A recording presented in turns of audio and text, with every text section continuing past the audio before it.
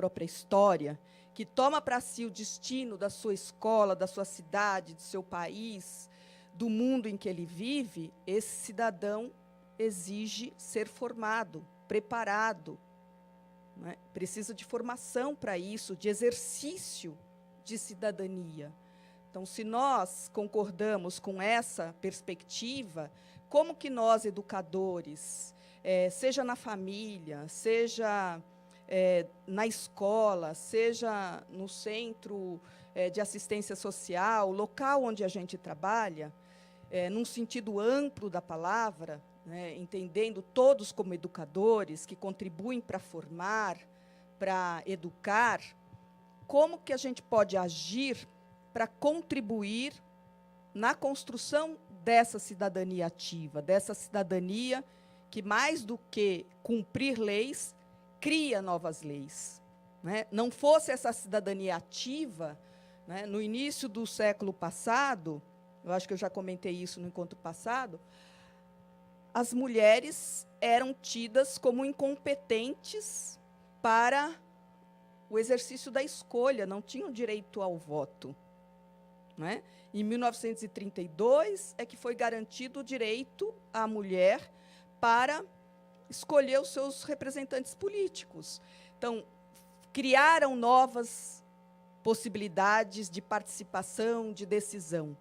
Quantas leis, o Estatuto da Criança e do Adolescente, né, quantas leis foram criadas fruto dessa luta, dessa perspectiva de cidadania, de quem não só cumpre, mas cria leis. Né? Então, esse texto que eu trouxe aí é um pouco essa reflexão que parte do que vocês trouxeram, e há uma sistematização das contribuições das pessoas. Então, Paulo Freire, o princípio da pedagogia freiriana é a gente sempre partir da leitura do mundo, né?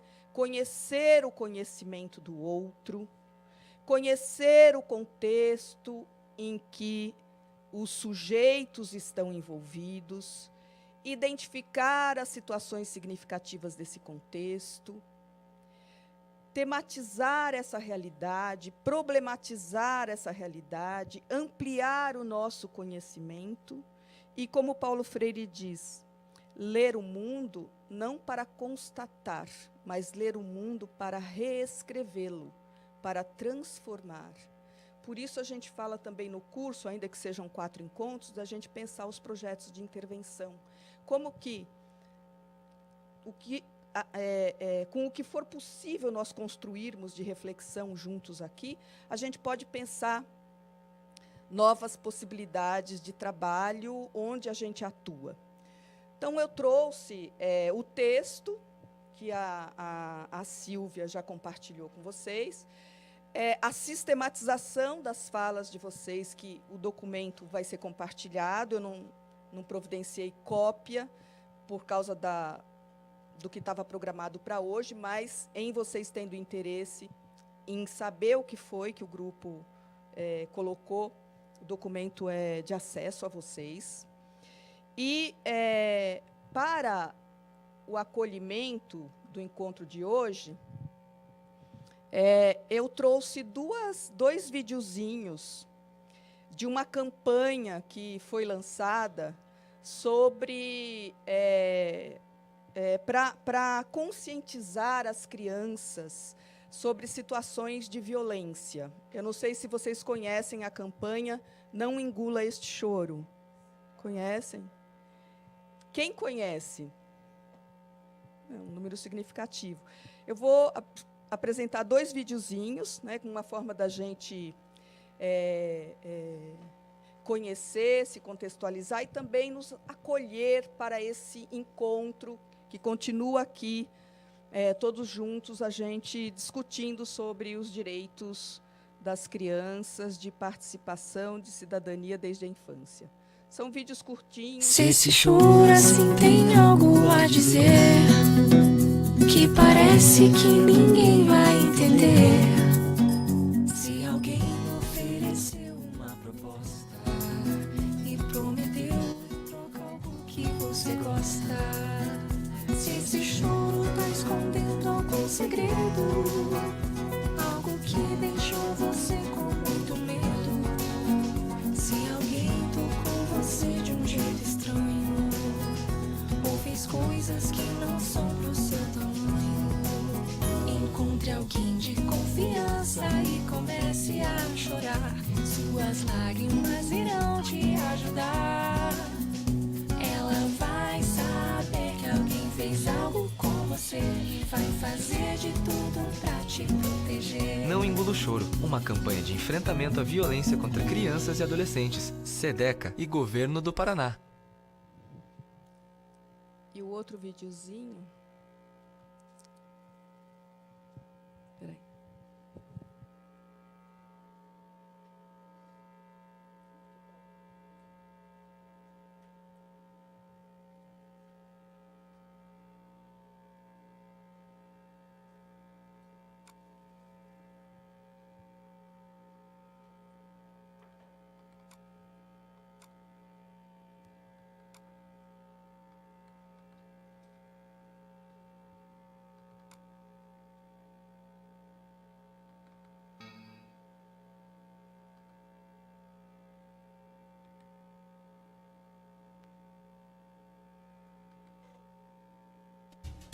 Que é esse choro aí, menino? Me explica enquanto eu imagino o que aconteceu lá fora. Desabafo não tem. Se esse choro assim tem. Não, esse é da menina. Que é esse choro aí, menino? Me explica enquanto eu imagino o que aconteceu lá fora. Desabafo não tem hora. As lágrimas ajudam a dizer o que a gente tenta esconder. No seu corpo ninguém toca, nem se oferecer pipoca. Então não tenha medo, não tente segurar o choro que só vai te ajudar. Procure alguém especial para te proteger. Com muito amor vão cuidar de você. Não Engula o Choro, uma campanha de enfrentamento à violência contra crianças e adolescentes, SEDECA e Governo do Paraná. E o terceiro videozinho é um videozinho sobre a cidade do... Sobre a cidade educadora.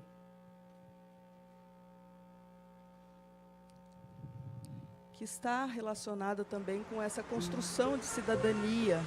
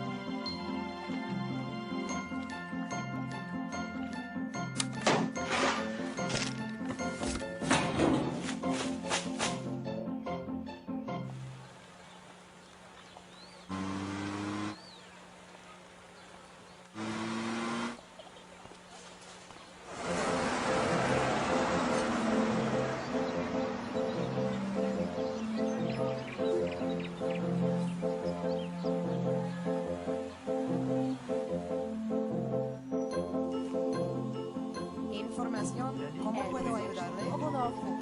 Buenos días. ¿Qué ciudad, por favor? Камилла. Извините, пожалуйста, Регина не отвечаешь.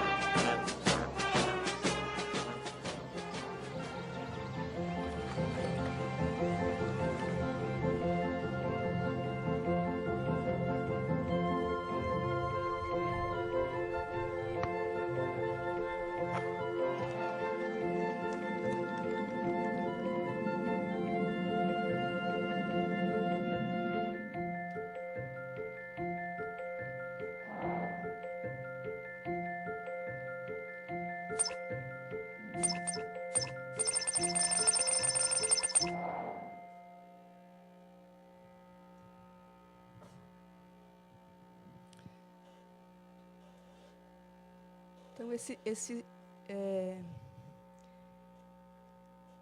trabalho, essa perspectiva da gente educar para viver numa cidade mais humanizada, num espaço mais humanizado, onde haja cultura, acessibilidade, a gente possa viver,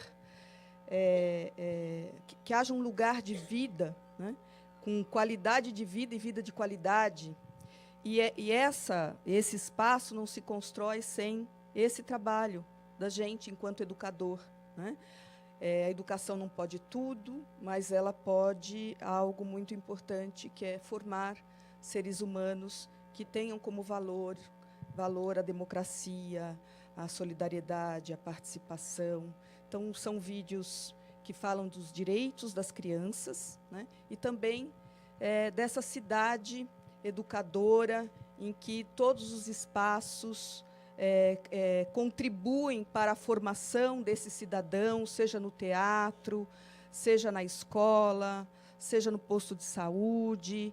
Há uma intencionalidade pedagógica, educacional, nesses equipamentos públicos, na forma como a gente constrói o lugar onde a gente vive. Alguém tem algum comentário, seja em relação ao texto, seja em relação aos vídeos? Gostaria de fazer 2, 3 pessoas para comentar sobre o que leram, ouviram? Alguém gostaria? Quem não conhecia o videozinho, os 2 videozinhos das crianças da campanha? Você queria falar? Falem o nome, por favor, porque... Tá. Ah, sim, agora foi. É só a Soraya, né? Soraya. Eu gostei muito do texto, é um texto leve, mas é um texto que nos mostra um pouquinho, né? Nos deixa um pouquinho clara a questão da cidadania, né? E a sua relação intrínseca com a democracia, né? Porque senão ela pende para um lado ou pende para o outro. Eu achei bastante interessante. Eu gostei muito do texto. Com relação aos vídeos, principalmente o último vídeo, né, onde a gente vai exercitando, eu achei bastante interessante, porque a gente fala de exercício de cidadania enquanto meu direito, né? Então, eu exercito a cidadania sob a ótica do meu direito, né? E eu exercito a minha cidadania sob a ótica do direito do outro, que aí se faz o meu poder, o meu dever, né? E até que ponto eu não sei como me explicar para você. Eu assisti Terra 2 ontem, achei muito interessante, que quando eu exercito o direito do outro, eu tenho que tomar muito cuidado para não me apossar desse outro. Não sei se você me entende um pouquinho. A gente tem muita gente fazendo política em prol do outro, né? E aí não é o exercício do poder, é a tomada do poder, né? Então, eu dou aquilo que ele precisa, e eu não entendo como exercício, né? Mas eu protejo o direito dele e tomo o poder dele. Não sei se eu me expressei um pouquinho. Não sei se eu compreendi também, né? Mas também, assim, é que eu estou entendendo que né? é algo que se constrói, é algo que se conquista, né? Autonomia, participação são conquistas, não são Dadas, né? doações, Isso. né? São fruto, né, da capacidade de articulação, de luta e dessas conquistas, né? E que elas são permanentes. Não há um tempo em que a gente conquistou, está garantido, senta na cadeira e só usufrui, né? A gente é uma luta permanente, é um movimento permanente, é um movimento histórico, né? A gente é só olhar um pouquinho para a história recente do nosso país para perceber que o fato de a gente ter conquistas não nos autoriza a ficar tranquilos, né? Porque exige permanente vigilância e luta por outras conquistas, né? Um movimento em busca de viver num país, numa sociedade, num mundo em que haja dignidade para todos, em que as pessoas possam viver de forma com justiça social, com garantia de direitos. Eu acho que é permissão da autonomia, essa é a questão, né? Eu não permito a autonomia do outro. E se eu não permito a autonomia do outro, não E tem a autonomia valor, né? é conquista, né? A autonomia é você criar condições para a pessoa construir essa autonomia. Seu nome mesmo? Boa noite, gente. Me chamo Arnaldo. Modo legal falar aqui, Arnaldo. né? Peço vênia aos colegas. Então, eu queria comentar sobre o texto e a questão do porquê que a gente está na educação. Acho que a maioria aqui é educador, né? Tem uma tradição na escola, que a escola é o lugar onde se aprende conteúdos, né? E a molecada tem que aprender raiz quadrada, Pitágoras, tabela periódica, o período por subordinação, tem que conhecer Dom Casmurro, tem que conhecer lá a geografia, né? Tudo isso. Mas não é só isso. A escola não está lá para formar geógrafo, a escola não está lá para formar linguistas, a escola não está lá para formar geômetras, matemáticos, biólogos, historiadores. A escola, eu acho, na minha visão, a escola está lá para formar cidadãos. E o conteúdo é imprescindível para os moleques serem cidadãos, né? Não dá para você ser um cidadão que intervém, que participa na sociedade, na sua comunidade, no país, sem compreender a problemática do mundo, sem saber argumentar, sem saber ter um pensamento lógico, sem saber como é o seu território, enfim, né? Tudo isso. Mas assim, o que eu vejo muito é que a nossa formação como profissional é isso só e pronto. Eu sou professor de língua portuguesa, pronto e acabou. As relações pessoais, parece que não importa, assim, né? E ainda, de novo, a gente não teve essas experiências de plebiscito, assembleia de classe, representante de classe, decisão coletiva, fazer planejamento conjunto, planejar junto com os moleques. A gente não teve essa experiência. Eu falei isso. A gente falou disso, né? Então, assim, eu acho esse texto importante.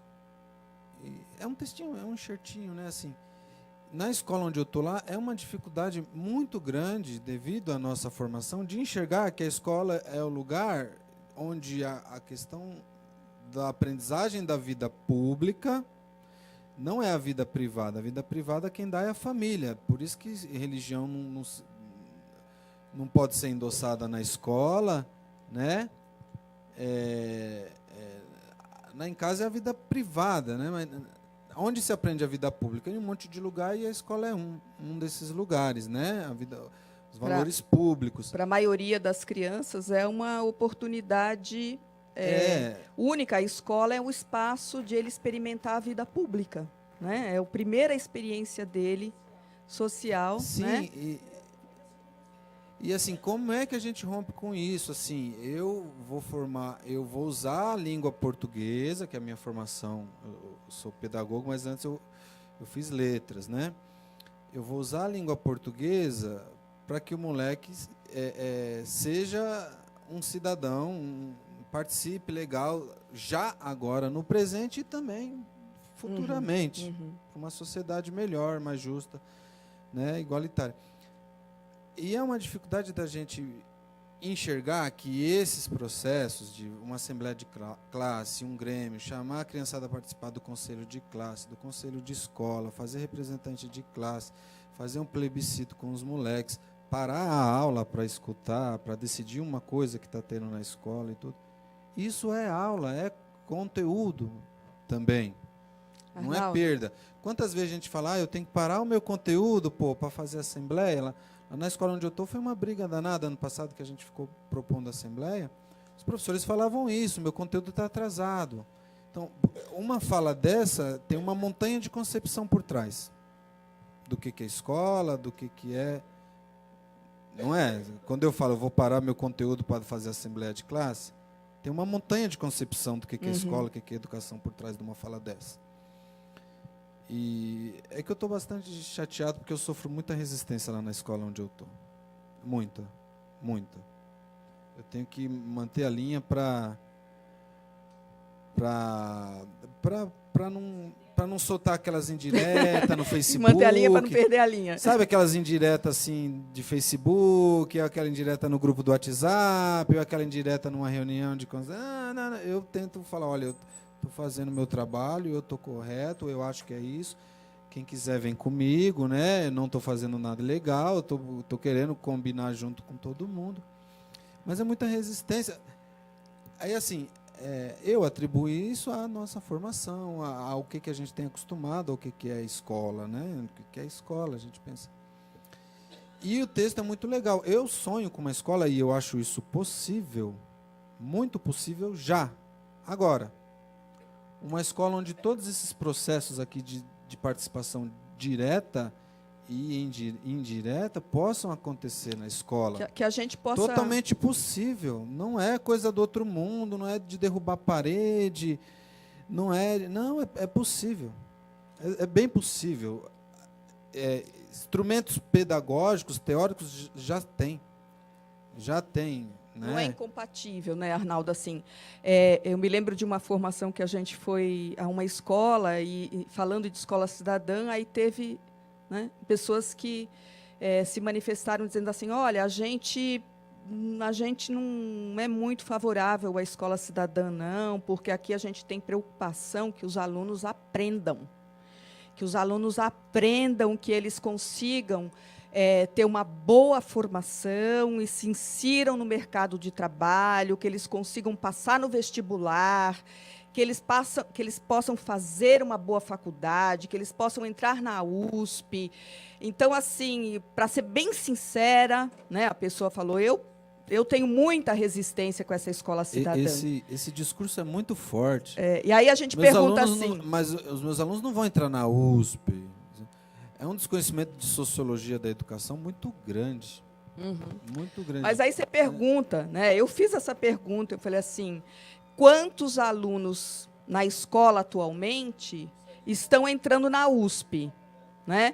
Quantos estão inseridos no mercado de trabalho? Vamos olhar para essa escola, a forma como ela está sendo, a forma como ela está educando, e se ela está alcançando os objetivos que vocês julgam que são importantes, e por que associar a escola cidadã a uma escola que não prepara, a uma escola que não trabalha conteúdos, né? A uma escola que não se preocupa com essa... Pois não. Você quer falar? Pois não.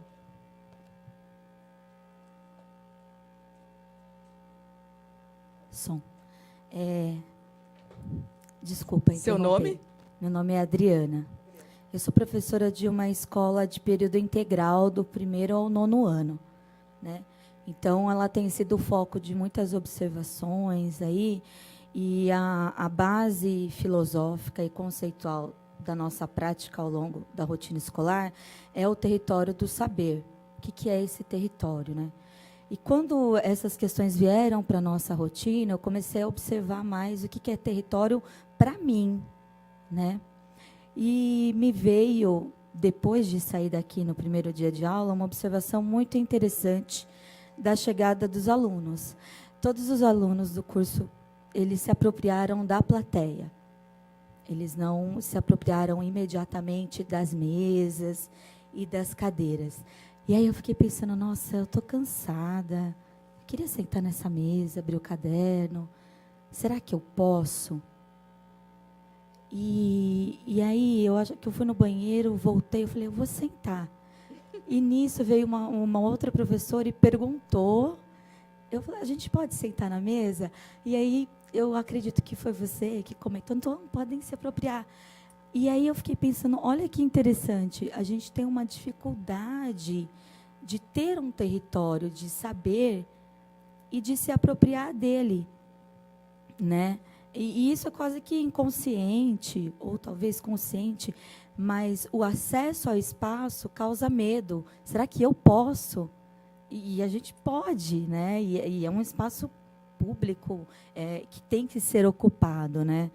E isso me lembra um pouco Foucault também, quando os corpos precisam ser dóceis, né? Para não causarem problemas, né? E a grande dificuldade de um protagonismo infantil numa escola integral, eu acredito que em qualquer escola, é fazer com que a criança perceba que aquele espaço é dele, né? Ir na direção, conversar com o diretor, conversar com o gestor, conversar com o secretário, é ainda um comportamento utópico para eles, né? Essa linha tênue de diálogo entre os poderes hierárquicos da escola ainda são muito distantes, são muito abstratos, né? E aí, de encontro com isso, eu preparei um território de filosofia. Eu dou aula de filosofia para o 4º ano e para o 7º. E lá, a gente tem um método específico que eu estou trabalhando, norte-americano, né? Do Matteo Lippmann. E o objetivo é a roda. Se não houver roda, não haverá aula. Então, o princípio básico da aula foi tentar organizar uma roda, porque é muito difícil para as crianças olharem um no olho do outro. É muito difícil. Então, esse caminho de um diálogo democrático, de uma construção de democracia para a infância, de uma cidadania na infância, passa primeiro no corpo. A gente precisa pensar esse corpo e como ele se locomove pela escola, como ele se apropria da escola, como ele se apropria do outro, né? Então, eu tenho que olhar para o outro e me sentir à vontade olhando, né? Então, passei ali um bom tempo naquela organização corporal para depois eles entenderem que eles podiam falar. Porque eles não entendiam que eles podiam falar. Eles não sabiam por que eles deveriam falar. Então, falta fala, porque faltam momentos de fala, e eu corroboro com a ideia do colega nesse sentido. Arnaldo. Do Arnaldo. Porque Seu nome desculpa, eu não registrei. Adriana. Adriana, Soraya, Arnaldo, Adriana. E eu estou trazendo isso para o grupo, para a gente pensar também o corpo enquanto um gestor democrático de si com o outro. Né? Uhum. E para a criança é muito difícil isso ainda, muito difícil ela se dar conta de que ela pode falar e que ela tem esse poder de fala. Hoje, assim, depois de um bimestre longo, árduo, a gente já tem uma autonomia, né? Eu entro na sala, as crianças, é para fazer roda? Sim. E aí eles já se organizam. Para mim, isso é um avanço, porque não é um objetivo da aula eu dar a história de Platão para ele, mas é um objetivo que ele entenda que ele pode pensar o colega dele, pensar o espaço dele de forma filosófica. E aí ele se desdobra na família, ele se desdobra na cidade, ele se desdobra no centro da cidade, no Brasil e no mundo, né? É isso, sim. Obrigada, Adriana. Mais alguém gostaria de fazer algum comentário? Pois não. 2 pessoas, então.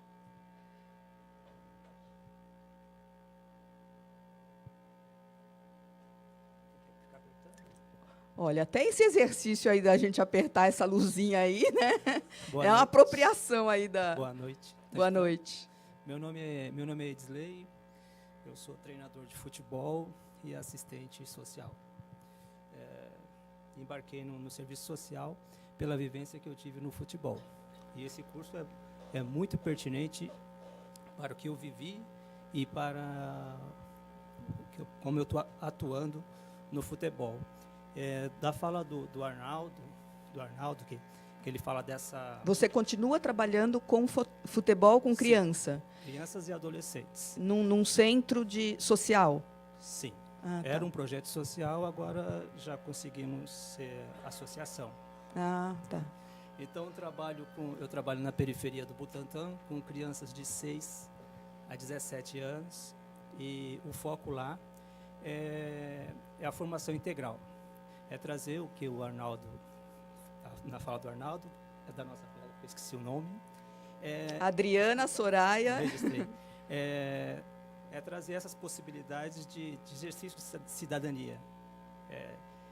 A educação como prioridade.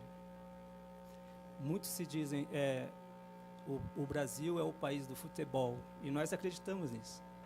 Só que até treinadores de futebol que estão atuando mal sabem da história do Brasil e mal sabem da história do futebol. Porque o futebol é uma modalidade aristocrática, onde a matéria-prima, que somos nós brasileiros, é a melhor matéria-prima que tem no mundo, é o jogador de futebol brasileiro, mas tem que ser lapidado lá fora, e quando volta para cá,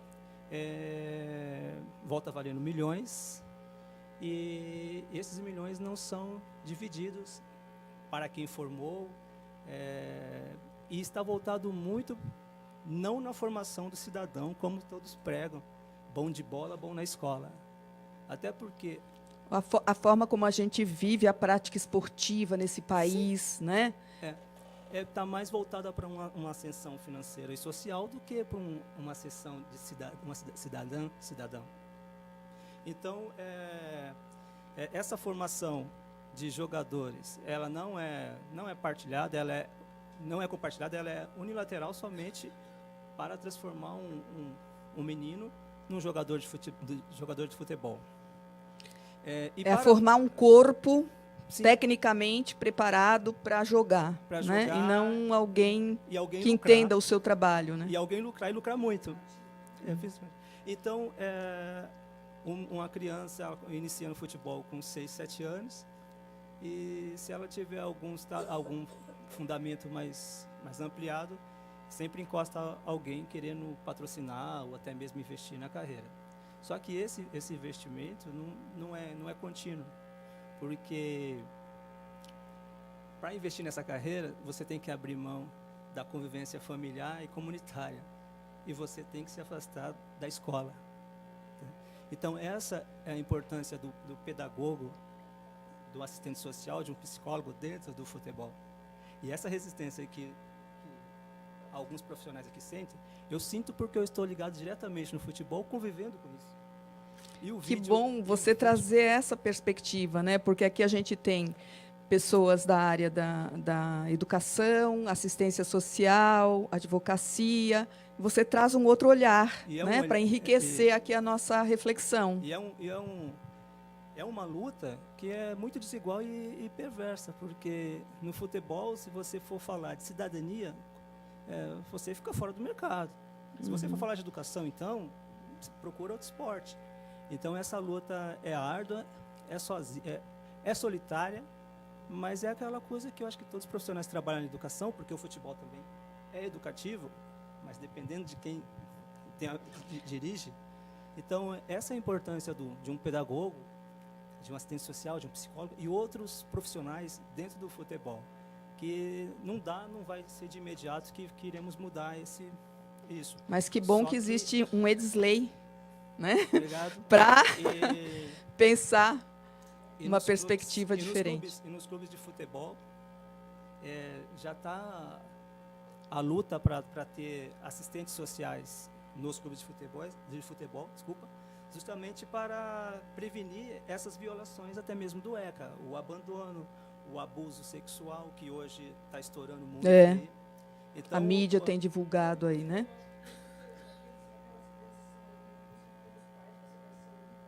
e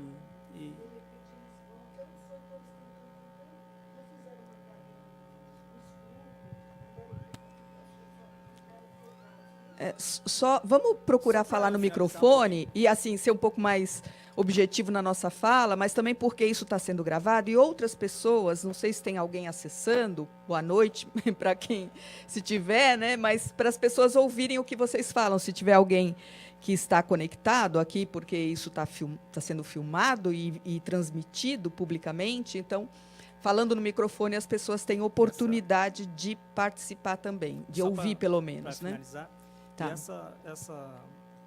essa história de tirar meninos da rua, vamos fazer um projeto de tirar os meninos da rua.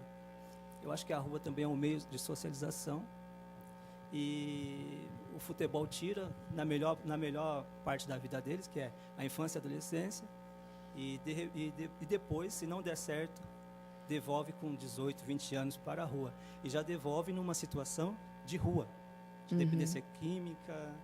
Então, nós que estamos na educação, no esporte, a gente deve, eu creio, pelo menos da minha parte, que a gente deve insistir, sim. Não dá para mudar tudo, mas pelo menos você plantando uma semente, um aqui e outro ali, dá para ter o futebol ou a educação como prioridade. Porque se o Brasil fosse o país do futebol, como muitos dizem, se fosse o país da educação, porque o futebol, eu acredito que é uma concorrência desleal para a educação. Obrigada, Edsley. Próxima.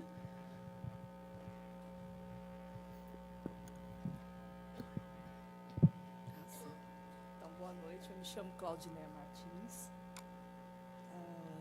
Tá saindo som? Então, eu me chamo Claudinéia Martins. Eu gostei muito do curso, né? A primeira aula que nós tivemos, eu achei o curso assim de uma grandeza maravilhosa. Eu estou no 4º ano ainda de pedagogia, então ainda estou estudando, né? E eu fiz magistério técnico há muitos anos, até foi falado isso, e eu não concluí. Será que...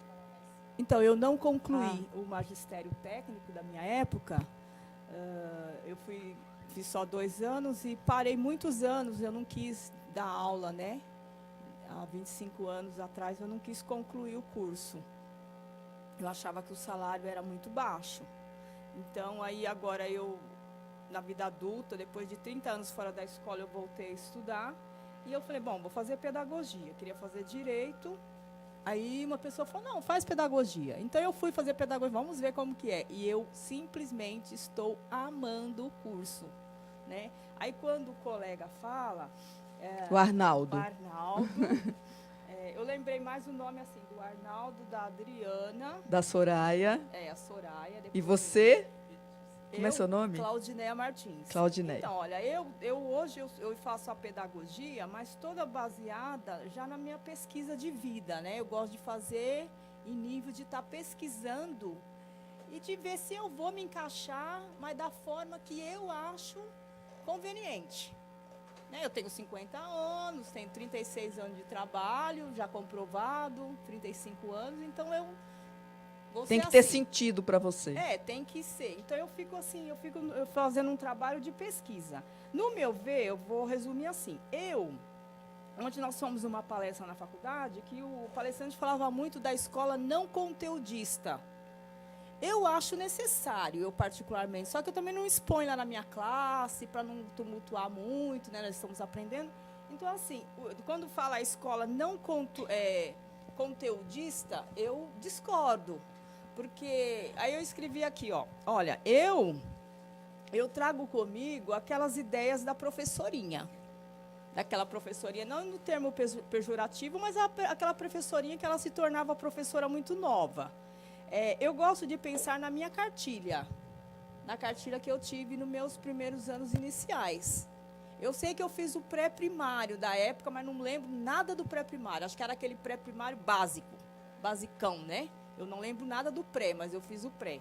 Então, eu gosto da minha cartilha, da emoção que ela me trazia, em me trazer as letras, a montagem das palavras. Depois, na 4ª série, eu gostei muito da ortografia, do português, lá dos inícios. Tanto que eu quero ser professora mais de 2ª, 3ª, 4ª série. Adoro essas séries. Acho também diz que é o básico também do que, né? Claudineia, isso, faz então, a síntese para a gente. Isso, então aqui, ó, aí voltando, ó, eu lembro com saudades da minha conjugação dos verbos, tanto que era uma matéria que eu amava, era português. Talvez se eu tivesse tido um professor como agora, que percebesse, eu teria já ido logo fazer letras. Então, assim, eu trago essa posição da criação de frases, só que a gente não usa isso logo direto, eu não usei isso. Mas, na vida adulta, essas emoções da cartilha, do português, da criação das frases, me trouxe muita segurança depois dos 30 anos. Eu usei muito isso na vida adulta. Então, eu acho legal. Só que atualizando, pegando todos esses conteúdos e trazendo para o indivíduo, particularizando o conteúdo para cada indivíduo. Né? Eu acho que, juntando a sua exposição com a do Arnaldo, nós poderíamos dizer assim, essa escola cidadã, essa educação cidadã, essa educação para e pela cidadania, ela não exclui o conhecimento, ela não exclui o conteúdo, de forma alguma. Quando a gente fala em uma escola conteudista, a gente pode compreender que há quem pense que, tendo um bom preparo, uma boa formação, ter acesso ao conhecimento historicamente acumulado pela humanidade, prepara a pessoa para ser democrática, participativa, solidária, e não necessariamente. O fato de você se apropriar do conteúdo historicamente acumulado pela humanidade não te faz um ser democrático, participativo. É preciso você vivenciar isso também, né? Então, não é excluindo, a escola cidadã, ela não exclui o conhecimento historicamente acumulado pela humanidade. Ela não diz que não é importante geografia, português, matemática, história, ciências, filosofia, sociologia, né? Paulo Freire, e aí eu quero entrar na minha exposição aqui, porque também no encontro passado eu não consegui finalizar, então eu queria fechar um pouquinho do que você falou agora. Por exemplo, eu não acho que é nem tanto um lado, né? Eu não acho, não, assim, dentro da faculdade eu estou tendo, talvez eu até tinha, e passei isso para os meus sobrinhos. Eu ajudei muito os meus sobrinhos, e eu, né, hoje, na faculdade, eu vejo que não tanto esse lado do conteúdo, e também não deixar assim, porque eu lembro que uma sobrinha minha ia para a escola e faltava matérias mesmo, não tinha as matérias, né? Então, eu acho que nem tanto um lado, nem, né, um bom equilíbrio, juntar o conteúdo com o indivíduo. Tá bom, obrigada pela sua participação. Acho que podia escurecer um pouquinho para poder ver a tela um pouco melhor. Só retomando aqui a nossa programação, né? Nós temos 4 encontros, o primeiro foi 19 de abril, hoje é dia 10 de maio, temos mais o dia 24 e o 7 de junho, quando encerraremos o curso. Então, o primeiro encontro, a gente falou do papel das crianças, adolescentes, jovens na elaboração e vivência do projeto político-pedagógico, que eu vou concluir, porque eu não consegui abordar isso de forma completa. O segundo encontro, fortalecimento do exercício da cidadania desde a infância, compartilhando experiências do Instituto Paulo Freire. Eu trouxe experiências para compartilhar com vocês, que também foi uma fala de vocês quererem conhecer experiências. Eu trouxe as do Instituto, algumas delas, mas também teremos a oportunidade de ouvir outras que vocês queiram compartilhar. A professora, esqueci o seu nome, como é seu nome? A Ivone quer também compartilhar uma experiência, e aí a gente vai poder ver na prática, né, exemplos de como a gente pode vivenciar isso. Depois, no terceiro encontro, os espaços instituídos, grêmios estudantis, conselhos de escola, conferências lúdicas e instituintes, outros espaços que a gente pode criar de participação das crianças para e pela cidadania, pela democracia. E o último encontro, dia 7 de junho, diversidade e exercícios de cidadania desde a infância e a apresentação dos projetos de intervenção, e será o nosso encerramento do curso. Nós já falamos da certificação, que para receber o certificado precisa ter 100% de frequência e entregar a proposta de intervenção. Sim, tem que, no encerramento, né, Silvia? Não pode entregar depois, tem que entregar no dia 7. Desculpa falar aqui. Eu lembro que eu fiz um curso, Silvia, que o último encontro foi, acho que 8 de outubro, aqui mesmo, pela Escola do Parlamento. O último encontro foi 8 de outubro e tinha até o dia 31 de outubro para entregar o projeto. Era um curso bem semelhante a esse. Aí se não dava também para dar uma margenzinha para a gente mandar por e-mail. Gente, o que acontece? As regras de organização dos cursos se modificaram com uma nova portaria da SME. Então, por isso que nós estamos pedindo para vocês colocarem os trabalhos, né, no último dia, porque a SME vai fazer a exigência para que as pessoas pontuem. Então, por isso que nós estamos colocando assim, tá bom? Porque é uma exigência colocada nessa parceria entre a Escola do Parlamento e a SME, tá bom? Então, nesse momento, nós não vamos poder receber mais para frente. Tá? Qual é o limite de páginas mesmo para montagem? Olha, porque eu já comecei a montar o meu. Tá, na verdade, a gente tem aquela estrutura que a gente ofereceu, né? Tem uma estrutura do projeto de intervenção. Sim. E você contemplando aqueles itens comuns de um projeto, você justificar qual é o público que vai ser envolvido na sua proposta, qual é o tempo previsto, que tipo de atividade vai ser desenvolvida, os objetivos a que você se propõe, se vai precisar de material, quais materiais. Então, é uma proposta de um projeto de intervenção, né? Não é a vivência, é uma proposta. Então, se consiste apenas... Você não vai relatar a experiência, você vai propor, a partir do que você refletiu aqui, do que você teve acesso, pensar a ideia. Até a Ivone falou assim, poderia ser algo que eu já venho fazendo, desde que ressignifique alguma dimensão desse projeto, não uma mera... Não, vou apresentar algo que eu já estou fazendo, do jeito que eu já estou fazendo. Eu estou fazendo de um jeito, esse curso me acrescentou alguma coisa que eu vou mudar algum aspecto. Ok, então, coloca isso na proposta. Mas pode ser algo totalmente novo. Por exemplo, eu vou criar na escola um ciclo de leitura de histórias infantis que tratam temáticas de cidadania, e a gente vai contar histórias, vai dramatizar histórias, e, por meio da literatura, eu vou contribuir com a formação da cidadania. Pode ser, entendeu? Aí você coloca, por que a leitura? Por que você escolheu? Eu sou professora de português, trabalho com isso, gosto dessa temática, ou trabalho na sala de leitura,